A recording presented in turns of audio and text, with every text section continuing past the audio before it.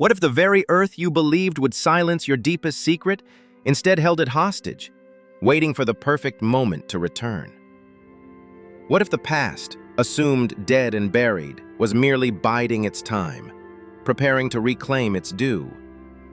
Julian Thorne knew the brittle precision required to craft a life from carefully arranged lies. Tonight, in the hushed opulence of his Miami penthouse, he held his latest triumph in a crystal glass, the amber liquid swirling like the flawless, custom-tailored truth he'd built his world upon. A world where every desire had been met, every obstacle removed, every loose end tied. He raised the glass, a private toast to 8 years of unparalleled freedom. Then, a sound. A sharp, deliberate rap on the solid oak door. It wasn't the tentative tap of a delivery, nor the expected chime of his new wife, Nia, whose weekend trip had left him with this rare, contented solitude. This knock was different. It carried the weight of an unannounced auditor, an invoice for a debt he believed long settled, paid in full, and forgotten. His breath caught, turning the expensive whiskey in his gut to ice. Every muscle seized, his hand frozen on the brass knob, cold against his palm. No, it couldn't be. He moved to the peephole, a sliver of glass separating him from an impossibility. His eye pressed against it, and his meticulously constructed reality shattered. He staggered back, a silent gasp trapped in his throat. His grip tightened on the doorframe, knuckles white. The impossible, the grotesque, unbelievable impossible. The door creaked open just a fraction, revealing her. Simone Dubois, his first wife, presumed dead. Buried by his own hands, 8 years ago. She stood on his porch, her pink dress crisp, her hair styled as if she'd just left a salon, not a grave. There were faint bruises, almost healed, on her arms, a scar, barely visible, near her collarbone.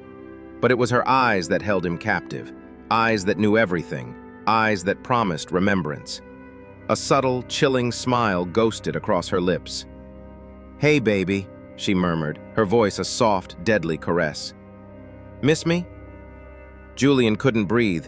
His heart hammered against his ribs, a frantic drum against the encroaching dread.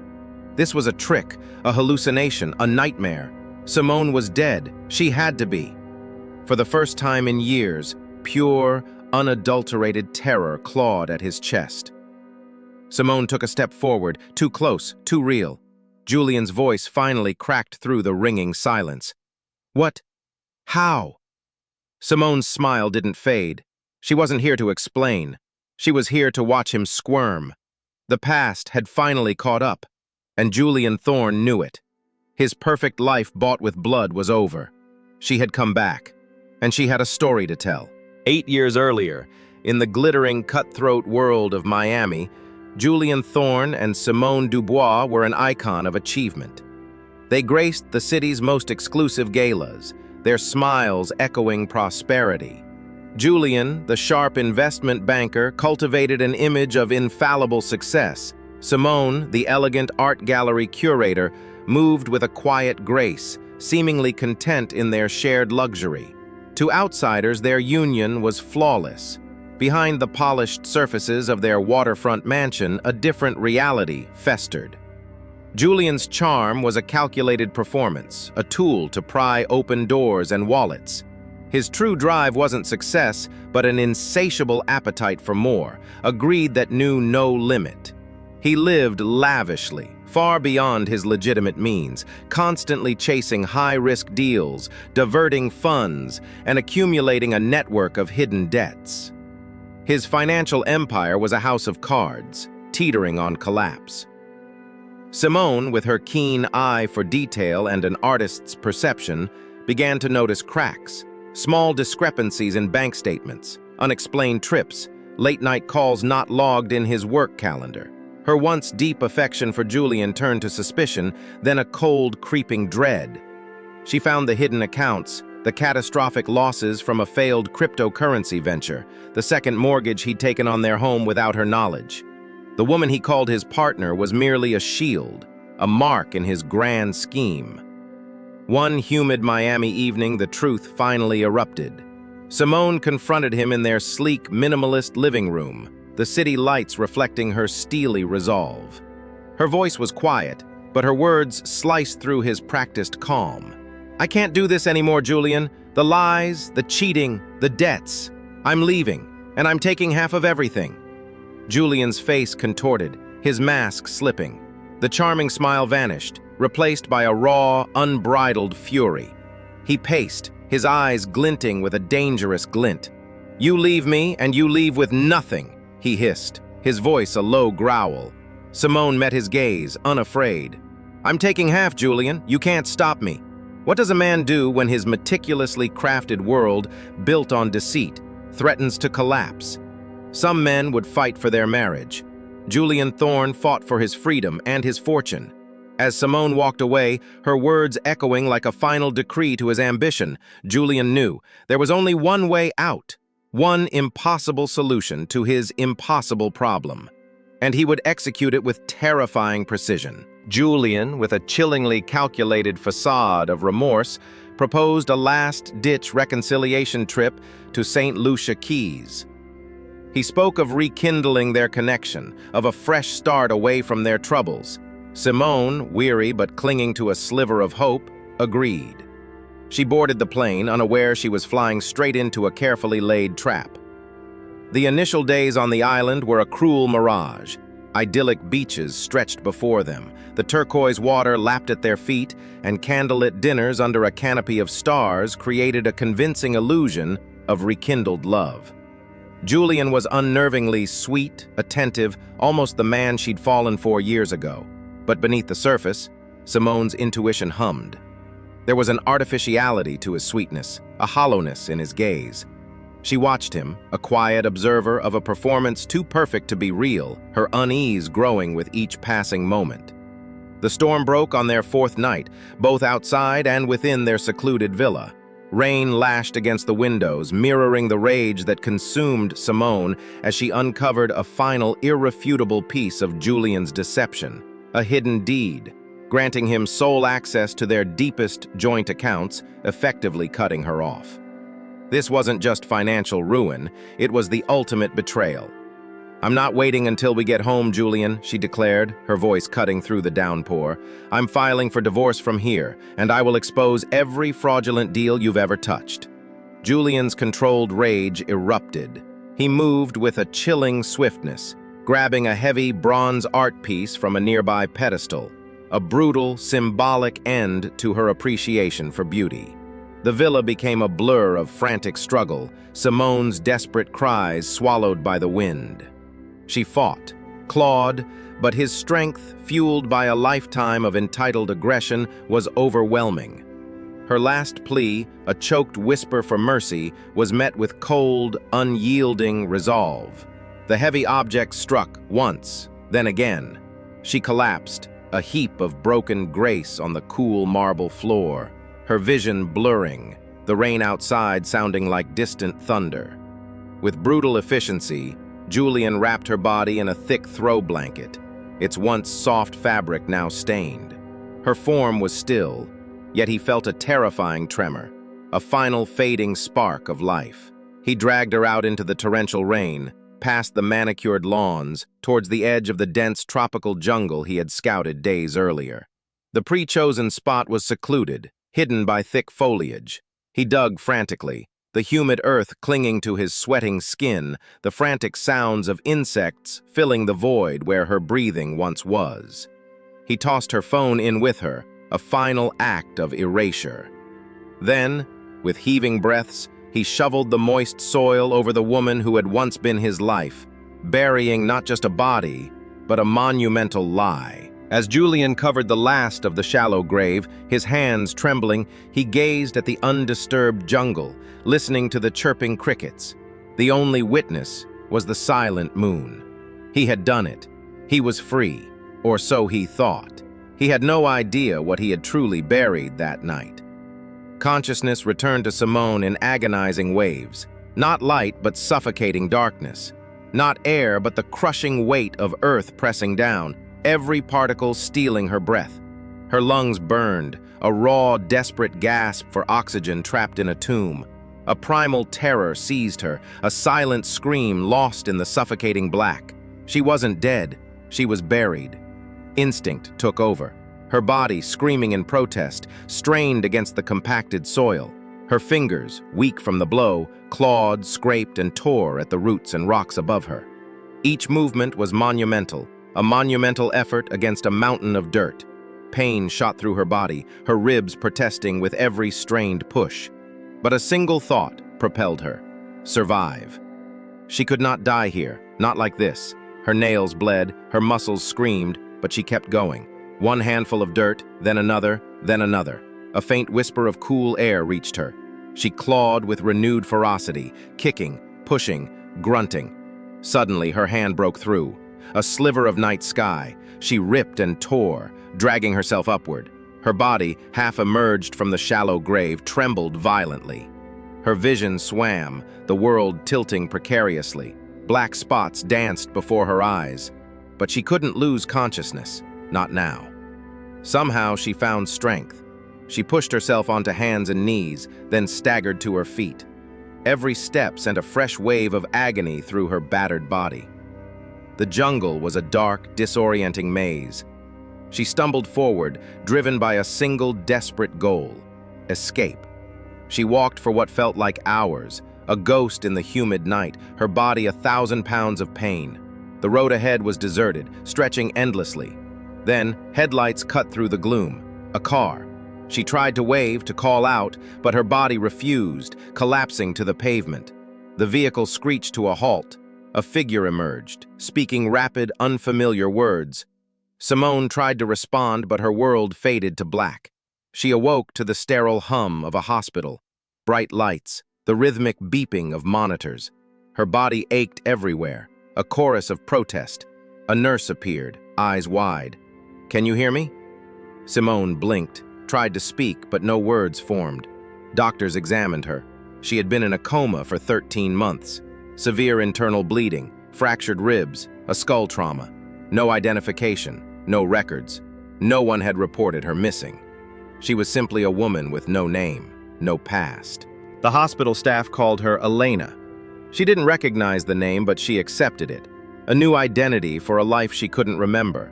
She learned to walk again, gained strength slowly. Discharged to a shelter for displaced women, she found work cleaning small hotels. She built a quiet, simple existence, a phantom limerick for a history that remained blank, just existing. Years passed. Elena lived a simple life, a quiet ghost of a woman.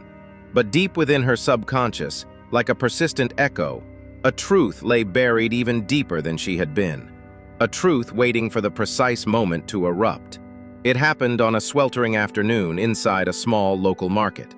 Elena was bagging plantains, her movements rote and automatic, when a voice from a small, crackling radio on a shelf caught her attention. A news segment from Miami, discussing a high-profile financial fraud case. The name of a prominent investment firm was mentioned, then a street name, Coral Way, a street she'd never consciously known, yet a jolt shot through her cold and sharp. The world blurred. The tropical humidity vanished, replaced by the cool, artificial air of a Miami art gallery. Her hands, calloused from labor, were suddenly smooth, adorned with rings. She saw Julian's face, not as a stranger but contorted in a chilling rage. The metallic tang of blood filled her mouth, the feel of soft soil, then hard roots, pressing against her face. The distant rhythmic roar of the ocean at St. Lucia Keys. Fragmented images, raw sensations crashed over her, a torrent of terror and recognition. She stumbled back against the counter, sending bags tumbling. Her breath hitched, ragged and desperate. Elena? No. The name felt alien, a costume she'd worn too long. Her name was Simone Dubois. And the man whose face she now clearly saw, the man she had loved, the man who had tried to end her, was still living free, believing her dead. Initial shock gave way to a cold, hard rage that settled deep in her bones. 8 years. 8 years of oblivion, of fighting to exist, while he thrived. Grief washed over her for the stolen years, the erased life, but it was quickly eclipsed by a burning need for something more. Justice. Not vengeance, not a desperate act, but a precise, calculated demand for what was owed. Her resolve was quiet, unwavering. There was no fear, only a singular purpose. She would return, not as a ghost seeking revenge, but as a survivor demanding accountability. For herself, for the life violently ripped away, for the truth buried beneath lies. What would you do if you suddenly remembered the face of the person who tried to bury you alive? Would you run? Or would you meticulously plan your impossible return? Simone Dubois booked a one-way flight to Miami. She didn't know what she'd say. She didn't know how he would react. But she knew one thing with chilling certainty. Julian Thorne's perfect life was about to be interrupted. Permanently. Simone's return to Miami was not a homecoming of joy, but of cold calculation. The city lights, once familiar beacons of her past life, now seemed to mock her, highlighting the years she'd lost while Julian thrived. Each street, each skyscraper, was a stark reminder of the theft. She moved through the city like a shadow, a phantom observing the life that should have been hers. Her meticulous research into Julian Thorne's world was ruthless. News articles, social media, financial reports. She devoured every detail of his continued success, his lavish lifestyle, the public appearances with his new wife, Nia Carter. The bitter irony of his uninterrupted happiness fueled her resolve. He had built his new empire on her presumed grave. This was no rash act born of emotion, but a precise, calculated strategy honed over years of quiet observation. She gathered information, not for vengeance, but for undeniable proof. She discreetly began to compile evidence, creating a timeline, a dossier that would expose his every deception without revealing her own impossible journey until the optimal moment. Every step was deliberate, every move designed to ensure his fall was absolute. The day of the confrontation arrived, cool and clear.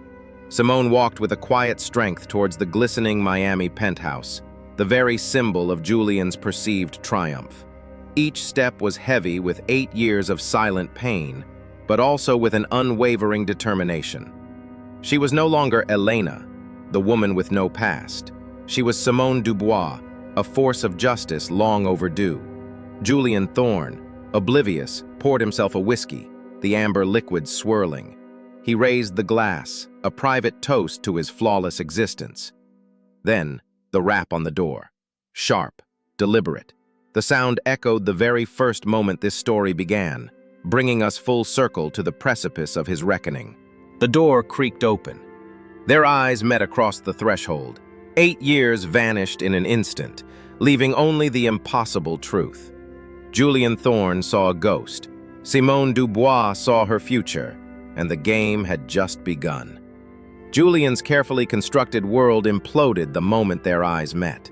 His denials, a desperate torrent of words about her being emotional, missing, confused, collided with Simone's chilling calm. Her voice was steady, devoid of the emotion he expected, yet each word was a precise strike.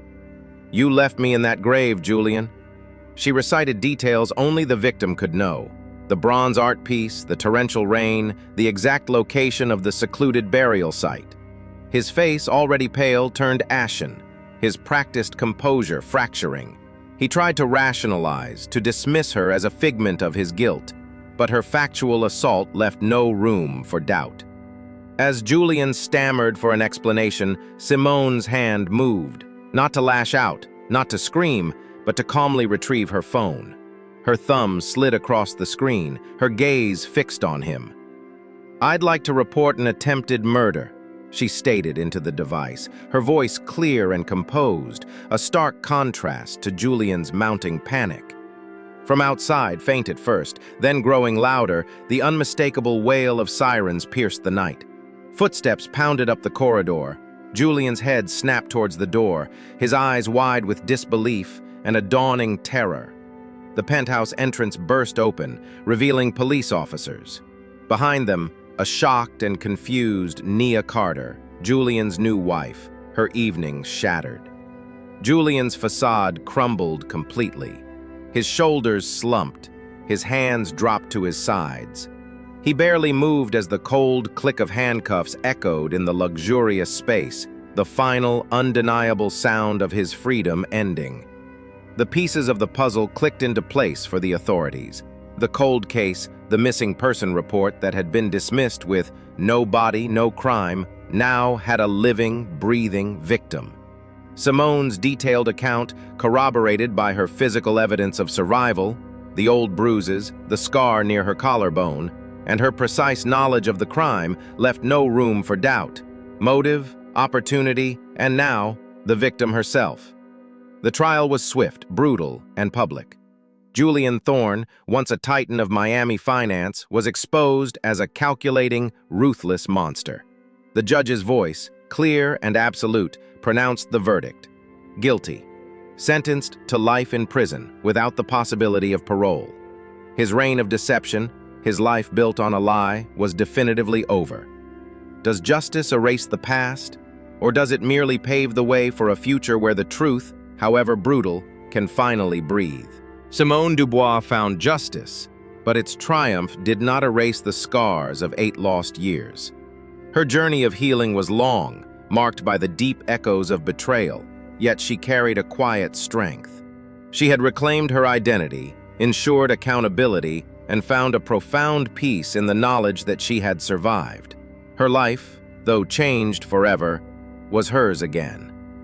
This story serves as a stark reminder of humanity's darkest impulses, the insatiable greed that can lead to monstrous acts, and the chilling betrayal of trust. Yet it also illuminates an unwavering truth, the remarkable resilience of the human spirit. Simone's journey is a testament to survival against impossible odds, a harrowing demonstration of how even when buried, the will to live, and ultimately, to seek truth, can overcome the gravest injustice. The ripple effects of Julian Thorne's actions extended far beyond his immediate victims. Lives were irrevocably altered, trust was shattered, and the illusion of a perfect life crumbled, exposing the moral void beneath. His reign of calculated deception ended, but the shadows of his deeds lingered, a stark warning against unchecked ambition. Justice, though often slow, ultimately prevailed. While no legal verdict can erase the trauma, for Simone, it marked a vital step in reclaiming her narrative.